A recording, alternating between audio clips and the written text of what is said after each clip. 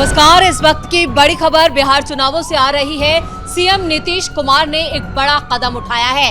अभी अभी उन्होंने 5 नेताओं को जेडीयू पार्टी से बाहर का रास्ता दिखा दिया है। क्या है पूरी खबर, इस पर ज्यादा अपडेट के लिए मेरे साथ जुड़ रहे हैं कैपिटल टीवी के executive editor Rajeev Singh. Sir, जो खबर आ रही है जेडीयू पार्टी से कि 5 नेताओं को बाहर निकाला गया है, सीएम नीतीश कुमार का कितना बड़ा फैसला? देखिए, इसी को कहते हैं नीतीश कुमार। सुशासन बाबू का जो तमगा इनको हासिल है, तो ये यूं ही नहीं हासिल है। जिन 5 नेताओं का पहले जो नाम इन्होंने हटाया है, पार्टी से बाहर किया है, सबसे पहले उनका हम नाम ले लेते हैं। ये कितने रसूखदार नेता अपने समय में रहे हैं और कैसे इनको दूध की मक्खी की तरह, है ना, कि जो जब दूध में मक्खी गिर जाती है तो कैसे पूरे दूध को गंदा कर देती है, ऐसे ही ये पार्टी के खिलाफ गतिविधियों में कैसे ये सक्रिय थे और कैसे उल्टी पुल्टी बातें करके पार्टी की लाइन से इधर इन्होंने लाइन पकड़ रखी थी और कैसे पूरे पार्टी को बदनाम कर, कैसे नीतीश कुमार के चेहरे को बदनाम कर रहे थे। और इसीलिए नीतीश कुमार ने इन 5 नेताओं को बाहर किया। इसके पहले भी बता दूं मैं, कल भी इन्होंने 11 नेताओं को बाहर किया था। तो कुल मिलाकर 2 दिन में 16 नेताओं को बाहर करना, और वो भी चुनाव से ऐन पहले, सोचिए कितना बड़ा फैसला है। लेकिन नीतीश कुमार ने फैसला क्यों लिया? क्योंकि वो किसी भी कीमत पर जनता के हितों के साथ इन नेताओं को समझौता करते हुए नहीं देख सकते। ये नेता क्या करते हैं, जब पिछड़ी जाति के होते हैं, जब इनके अनुसार नहीं हो पाता है, जब टिकट नहीं मिल पाता, इनके काम नहीं करने चलते, तो ये क्या कहते हैं, पिछड़ी जाति के साथ नीतीश कुमार, एनडीए सरकार गलत कर रही है। और इसी को कहीं ना कहीं ये मोहरा बनाकर जनता को या फिर दूसरे जो वर्ग के लोग हैं उन लोगों को या फिर समाज या महिलाओं को, युवाओं को ठगते हैं। लेकिन नीतीश कुमार ये बर्दाश्त नहीं कर सकते, क्योंकि नीतीश कुमार अगर ये बर्दाश्त करते तो सुशासन बाबू का, जो मैं बार बार कह रहा हूँ, तमगा नहीं हासिल होता और 20 साल से इनकी सरकार नहीं होती। अब बात करते हैं जो 5 नेता जो आज अभी कुछ देर पहले इन्होंने जो निकाला है, उनमें सबसे प्रमुख नाम है गोपाल मंडल का। इनको वहाँ नरेंद्र कुमार उर्फ नीरज भी कहा जाता है। बहुत ही फेमस रहे हैं, 3-4 बार के विधायक रहे हैं। उसके अलावे ये चूँकि गोपालपुर भागलपुर के विधायक हैं ये, उसके अलावे हिमराज सिंह पूर्व मंत्री रहे हैं, कदवा कटिहार से इनका बड़ा रसूख रहा है एक समय में। उसके अलावा संजीत श्याम सिंह हैं, पूर्व विधायक हैं गया जी के। महेश्वर प्रसाद अलग नाम है महेश्वर प्रसाद यादव का, जो पूर्व विधायक गायघाट मुजफ्फरपुर से विधायक रहे हैं। और प्रभात किरण गायघाट मुजफ्फरपुर के अलग है। तो इन लोगों को सबको इन्होंने बाहर कर दिया। और ये लगातार जो उलूल जुलूल बयान दे रहे थे, साथ साथ एक बड़ी बात है जी, इसे में देखिए राजद में क्या हो रहा है।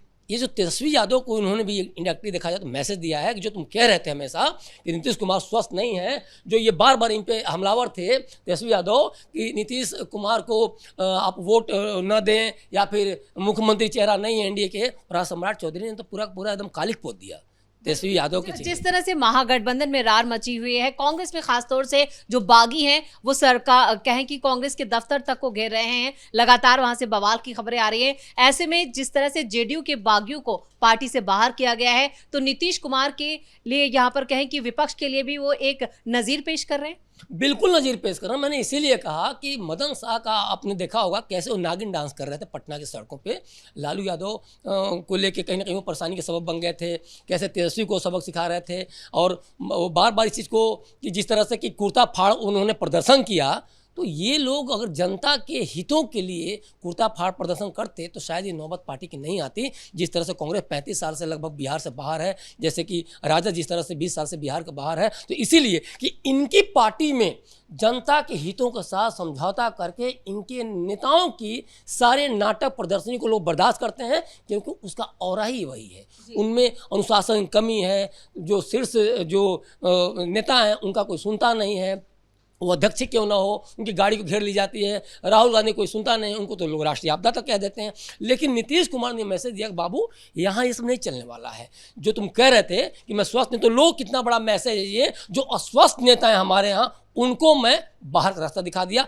तुम बताओ कि तुम अब तक क्यों नहीं आए दिल्ली से, और तुम बताओ कि तुम घर से क्यों नहीं निकले। तो स्वस्थ और अस्वस्थ की लड़ाई भी है। और नीतीश कुमार ने मैसेज दे दिया एक तरह के कितने वो खड़े हो सकते हैं और कितने स्वस्थ हैं। लगातार वो एक तरह से चुनावी सभाएं कर रहे हैं, लगातार योजनाओं को लेकर घोषणाएं कर रहे हैं, लगातार अपने जो उन्होंने काम किया उसको गिना रहे हैं। और आप तेजस्वी यादव कह रहे हैं कि स्वस्थ नहीं है। तो लीजिए, तेजस्वी यादव का भी एक मैसेज है कि आप देखो कैसे मैंने 2 दिन में 16 नेताओं को, जो बागी नेता हैं, जो पार्टी लाइन से हट के जो कर रहे हैं, जिस तरह जनता को गुमराह कर रहे हैं, उनको कैसे मैंने तुरंत बाहर कर दिया। जी राजीव सर, आप जिक्र कर रहे थे उन नामों का जिन्हें आज पार्टी से बाहर किया गया है, तो ये इन लोगों के लिए कितना बड़ा झटका? देखिए अब तो इनकी देखिए जदयू से नेताओं का बाहर निकलना मतलब समझिए राजनीति खत्म। क्योंकि देखिए 20 साल से नीतीश कुमार हैं और अब अगली बार भी नीतीश कुमार ही सीएम बनने जा रहे हैं, एनडीए की सरकार बनने जा रही है। तो अब मुहाने पे आके चुनाव से ऐन पहले आप समझिए कि अगर पार्टी से निकाल दिया गया तो इनके लिए रह क्या गया। जो अब तक ये जदयू के नाम पे, नीतीश कुमार के नाम पे शासन करते रहे बिहार में, जो अपने आप को चमकाते रहे अपनी नेतागिरी को, तो अगर वे सही दिशा में चल रहे होते या जनता के लिए सही तरीके से काम किए होते, या फिर जो नीतीश कुमार ने जिन योजनाओं को लेकर जनता के बीच में हो गए उन योजनाओं को जनता को ठीक से बेनिफिट दिलाए होते तो शायद ये नौबत नहीं आती। लेकिन करना क्या हुआ, ऐसा नहीं कि इन्होंने जनता तक नहीं पहुंचाया तो योजनाएं पहुंची नहीं। नीतीश कुमार ने उसमें इनिशिएटिव लेके जनता तक योजनाएं तो पहुंचाई, लेकिन इनको उसी समय पॉइंट आउट कर लिया कि तुम्हें जिस जनता ने भेजा है तुम अपने क्षेत्र में काम नहीं कर रहे हो और हमें इंटरफेयर करना पड़ रहा है, हमें देखना पड़ रहा है, एनडीए सरकार को देखना पड़ रहा है, तो तुम अब पार्टी में भी नहीं रहोगे अगर जनता का नहीं रहे तो कुल मिला जुला के ये देखा जाए तो ये राजद पर भी बहुत महंगा पड़ने वाला है। कि देखिए राजद में क्या हो रहा है कि एक तो उलूल जुलूल बयान दिए जा रहे हैं, बड़े बड़े प्रलोभन दिए जा रहे हैं और उसको जनता काउंटर भी कर रही है। फिर क्या हो रहा है, 2 दिन बीत रहा है तो फिर नए बयान दिए जा रहे हैं। आज देखिए तेजस्वी यादव को खुद प्रेस कॉन्फ्रेंस करना पड़ा, 4 दिन भी अभी नहीं बीता है, बड़ी बड़ी नौकरियों की बात कर रहे थे, जीविका दीदियों को लेके। क्यों कर रहे थे? क्योंकि नीतीश कुमार की ये बहुत बड़ी वोट बैंक है। लगभग देखा जाए पुरुषों से भी ज़्यादा निकलकर घरों से वोट करती हैं। आज 48% महिलाएं हैं, सोचिए 15 नई महिलाएं जुड़ी हैं, तो ये बहुत बड़ा थ्रेट बन गया है। और इसीलिए युवाओं को जो ईबीसी हैं उनको 112 जातियां हैं बिहार में, उनको लेकर या फिर जो महिलाओं को लेकर ये लगातार साथ रहे किस तरह से हमें वोट मिले। और इसी में पूरा का पूरा जब नीतीश कुमार ने सरकार एक्शन लिया तो एक और अलग प्रेशर बन गया। लेकिन राजीव सर, चुनाव प्रचार के दौरान पार्टी से नेताओं को निकालना और बागियों का निर्दलीय चुनाव लड़ना, क्या ये चुनौती पेश नहीं करेंगे? चुनौती कहाँ से पेश करेगा? सामने कौन है? सामने है राहुल गांधी, सामने है तेजस्वी यादव। एक तरफ ठप्पा लगा हुआ राहुल गांधी के कि वो तो हारना ही है, उनकी कोई ज़मीन नहीं है, 9% भी उनके वोट नहीं है अगर बिहार में देखा जाए तो। दूसरी तरफ है तेजस्वी यादव।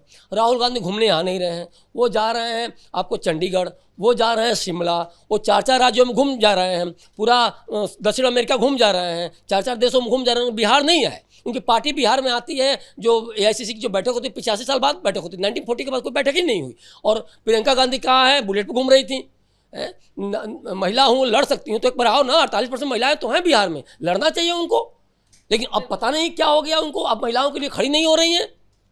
दूसरी बात क्या हो रहा है, अब बात करते हैं तेजस्वी यादव का।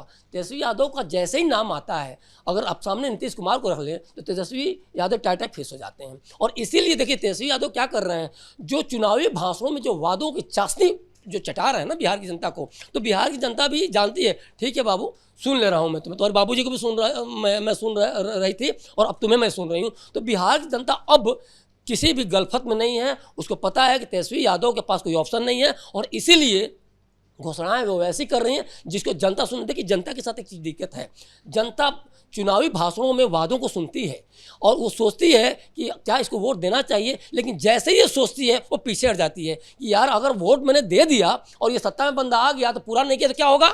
तो फिर जो हमें दिया गया है, चाहे जीविका दीदियों की बात करें, चाहे 50 लाख रोजगार की बात करें, चाहे नीतीश कुमार ने जो अभी हाल ही में कहा कि 1 करोड़ जो उन्होंने कि अगले 5 साल में रोजगार देंगे, ये जो ज़मीन पर इन्होंने उतारा है तो ये बड़ा अंतर करता है। नीतीश कुमार हों या मोदी जी हों या फिर अमित शाह, इन्होंने काम करके जनता के बीच में आए हैं, वोट मांग रहे हैं। लेकिन तेजस्वी क्या कर रहे हैं, तेजस्वी सपने दिखा रहे हैं। वो ये कह रहे हैं कि हमें पहले तुम ये कर दो, उसके बाद हम आकर करेंगे।